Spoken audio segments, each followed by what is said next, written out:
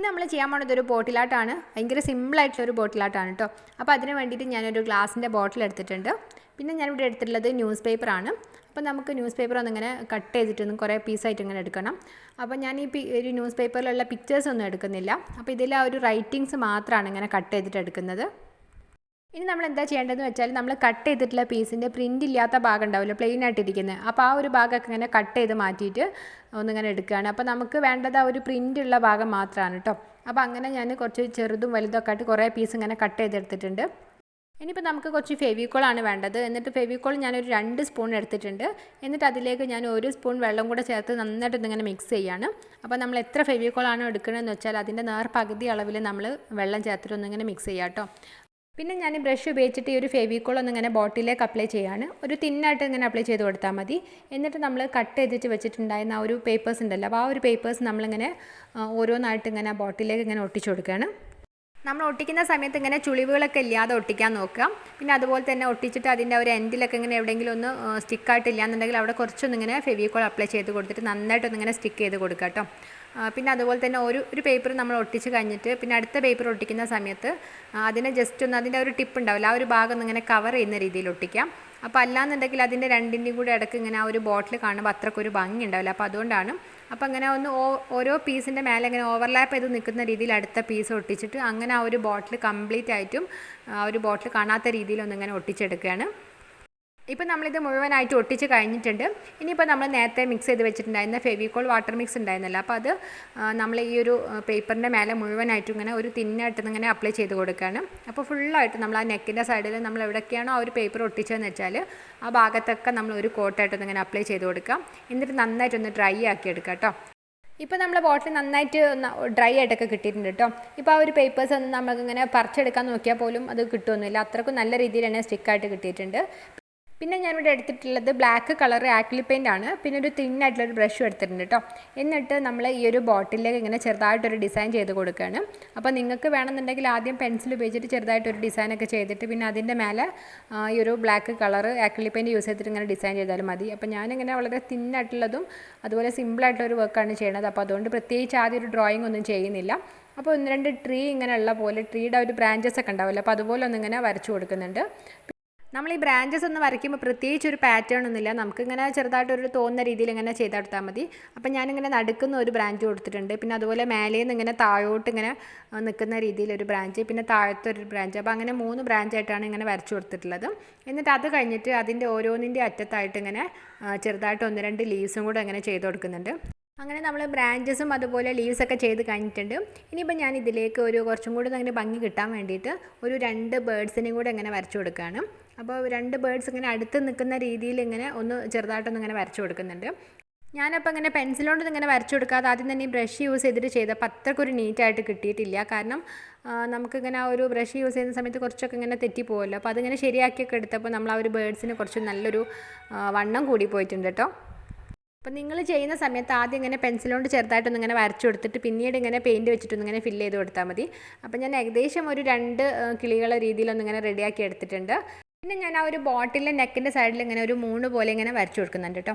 അപ്പോൾ അങ്ങനെയും കൂടെ ചെയ്ത് കൊടുത്തപ്പോൾ നല്ല സിമ്പിളായിട്ട് ഒരു ചെറിയൊരു ഡിസൈനൊക്കെ നിങ്ങൾ റെഡിയാക്കി എടുത്തിട്ടുണ്ട്. അപ്പോൾ നിങ്ങൾക്ക് ഇനിയിപ്പോൾ ഇങ്ങനെ വരയ്ക്കണമെന്നില്ല, വെറും ബ്രാഞ്ചസ് ആയിട്ട് വേണമെങ്കിൽ ചെയ്ത് കൊടുക്കാം, അല്ലാതെ ഒരു ട്രീ പോലെ ചെയ്തിട്ട് അങ്ങനെ ഫുള്ള് ബ്രാഞ്ചസ് ആയിട്ട് അങ്ങനെ ചെയ്ത് കൊടുക്കാം. എന്ത് ഡിസൈനാണ് നിങ്ങൾക്ക് വേണ്ടതെന്ന് വെച്ചാൽ അങ്ങനെ ചെയ്ത് കൊടുത്താൽ മതി കേട്ടോ. പിന്നെ ഞാൻ ആ ഒരു ബോട്ടിലിൻ്റെ നെക്കിൻ്റെ സൈഡിലേക്ക് ഒരു മെറൂൺ കളർ സാറ്റിൻ റിബണോട് ഒന്ന് റോൾ ചെയ്ത് കൊടുക്കുന്നുണ്ട്. അപ്പോൾ ഒരു ബ്ലാക്ക് ആൻഡ് വൈറ്റ് കോമ്പിനേഷൻ്റെ കൂടെ ആ ഒരു മെറൂൺ കൂടെ ആകുമ്പോൾ നല്ലൊരു ഭംഗി ഉണ്ടാകുന്ന വെച്ചിട്ടാണ് ഞാൻ ആ കളർ എടുത്തിട്ടുള്ളത്. ഇനിയിപ്പോൾ നിങ്ങൾക്ക് അതിന് പകരം വേണമെന്നുണ്ടെങ്കിൽ black colour satin ribbon use ചെയ്യാം. ഇനിയിപ്പോൾ ഇല്ലയെന്നുണ്ടെങ്കിൽ സാറ്റിൻ റിബൺ നിങ്ങളുടെ കയ്യിലില്ലയെന്നുണ്ടെങ്കിൽ നിങ്ങൾക്ക് ജൂട്ട് കേട്ടോ. പിന്നെ അല്ലാന്നുണ്ടെങ്കിൽ ഈ പേപ്പർ തന്നെ നമ്മൾ ഒട്ടിക്കുന്ന സമയത്ത് അവിടെയും കൂടെ ഒട്ടിച്ചു കൊടുത്താലും മതി. അപ്പോൾ അങ്ങനെ ആ ഒരു മെറൂൺ കളറും കൂടെ ആക്കി കൊടുത്തപ്പോൾ എനിക്ക് ഇഷ്ടപ്പെട്ടു കേട്ടോ. കാരണം ആ ഒരു ബ്ലാക്ക് ആൻഡ് വൈറ്റിൻ്റെ കൂടെ ഒരു നല്ലൊരു ചേരുന്നൊക്കെ ഉണ്ട്. ഇനിയിപ്പോൾ യെല്ലോ കളർ സാറ്റിൻ റിബൺ ആയാലും നല്ലൊരു ഭംഗിയുണ്ടാവും. പിന്നെ അതുപോലെ തന്നെ ആ ഒരു ബോട്ടിലെ താഴെ ഭാഗത്ത് ഞാനിങ്ങനെ ഒരു പീസ് ഒന്നിങ്ങനെ റോൾ ചെയ്ത് ഒട്ടിച്ച് കൊടുക്കുന്നുണ്ട്. അങ്ങനെ നമ്മൾ സിമ്പിളായിട്ട് ഒരു ബോട്ടിലായിട്ട് ഇവിടെ റെഡി ആയിട്ടുണ്ട്. അപ്പോൾ ഞാൻ ഈ ഒരു വർക്ക് തന്നെ മുമ്പ് ഞാൻ കാർഡ്ബോർഡിൻ്റെ പീസിലേക്ക് ഇങ്ങനെ പേപ്പേഴ്സൊക്കെ ഒട്ടിച്ചിട്ട് മുമ്പ് ഒരു വാൾ ഹാങ്ങിങ് ആയിട്ട് ഇങ്ങനെ ചെയ്തിട്ടുണ്ടായിരുന്നു. ഒരു കുറേ വർഷം മുമ്പ് 4-5 വർഷം മുമ്പേ ചെയ്തിട്ടുള്ളതാണ്. അപ്പോൾ പിന്നീട് ഒരിക്കൽ ഞാനിങ്ങനെ വിചാരിച്ചതാണ് ഒന്ന് ബോട്ടിൽ ചെയ്താൽ എങ്ങനെ ഉണ്ടാവുമെന്ന്. പക്ഷേ ഈ ഒരു ബോട്ടിലായിട്ടാണെന്നുണ്ടെങ്കിലും ചെയ്തിട്ട് 1 വർഷത്തിലേറെ ആയിട്ടോ. പക്ഷേ എന്താണെന്ന് വെച്ചാൽ എനിക്ക് ഇടാനൊരു മടിയായിരുന്നു, കാരണം അത്രയും സിമ്പിളായിട്ടുള്ളതാണല്ലോ, കുട്ടികൾക്ക് മാത്രം പറ്റുന്ന ഒരു ടൈപ്പ് വർക്കാണ്. പക്ഷേ ഇപ്പോൾ ഒരുപാട് പേര് ഇങ്ങനെ കമൻറ്റ് ചെയ്യുന്നുണ്ട് വീട്ടിലൊക്കെ കിട്ടുന്ന മെറ്റീരിയൽസ് വെച്ചിട്ടൊരു ബോട്ടിൽ ആർട്ടൊക്കെ ചെയ്യാൻ പറഞ്ഞിട്ട്. കാരണം പെയിൻറ്റൊന്നും അതുപോലെ കയ്യിലില്ല, ലോക്ക്ഡൗൺ ഒക്കെ ആയതുകൊണ്ട്. അപ്പം ഞാൻ അതാണ് എൻ്റെ കയ്യിലുള്ള ആ ഒരു വീഡിയോ തന്നെ ഇങ്ങനെ ഇടാമെന്ന് വിചാരിച്ചത്. കാരണം ഇതാകുമ്പം നിങ്ങൾക്ക് ഇനിയിപ്പോൾ പെയിൻറ്റ് ചെയ്തിട്ട് ഇങ്ങനെ ഡിസൈൻ ഒന്നും ചെയ്യേണ്ടതെന്നുണ്ടെങ്കിൽ ന്യൂസ് പേപ്പർ മാത്രം വെച്ചിട്ടും ചെയ്ത് കൊടുക്കാം. പിന്നെ ഇപ്പോൾ ബോട്ടിലാണെങ്കിൽ ചെയ്യാം. ഇപ്പോൾ ബോട്ടിലില്ലാന്നുണ്ടെങ്കിൽ ഇതുപോലെ കാർഡ്ബോർഡിൻ്റെ മേലെ ഇതുപോലെ വേണമെങ്കിൽ ചെയ്ത് കൊടുക്കുകയൊക്കെ ചെയ്യാം. പിന്നെ ഈ ഒരു ഡിസൈൻ ചെയ്യാൻ നിങ്ങൾക്ക് പെയിൻറ്റ് തന്നെ വേണമെന്നൊന്നുമില്ല. പെയിൻറ്റ് ഇല്ലയെന്നുണ്ടെങ്കിൽ ബ്ലാക്ക് സ്കെച്ചൊക്കെ യൂസ് ചെയ്യാം. അല്ലാന്നുണ്ടെങ്കിൽ ബ്ലാക്ക് കളർ ചാർട്ട് പേപ്പറിനൊക്കെ ഇങ്ങനെ ഇതുപോലെ ഡിസൈനൊക്കെ ഇങ്ങനെ കട്ട് ചെയ്തിട്ട് ഒട്ടിച്ചാലും മതി. പിന്നെ ഇതിൻ്റെ തൊട്ടടുത്തുള്ള ഒരു വാൾ ഡെക്കർ ഞാൻ എൻ്റെ ചാനലിൽ ഫസ്റ്റ് ചെയ്തിട്ടുണ്ടായിരുന്നു. മാസ്കിംഗ് ടേപ്പ് വെച്ചിട്ട് സിമ്പിളായിട്ട് ചെയ്തെടുക്കാൻ പറ്റുന്ന ഒരു വർക്കാണ്. ഭയങ്കര സിമ്പിളാണ് കേട്ടോ, നല്ലൊരു ക്യൂട്ടായിട്ടുള്ളൊരു വർക്കാണ്. അപ്പോൾ അതിൻ്റെ ലിങ്ക് ഞാൻ കമൻറ്റിൽ പിൻ ചെയ്തിട്ടാണ്. ഒന്ന് കാണാത്തവരൊന്ന് കണ്ടു നോക്കണേ.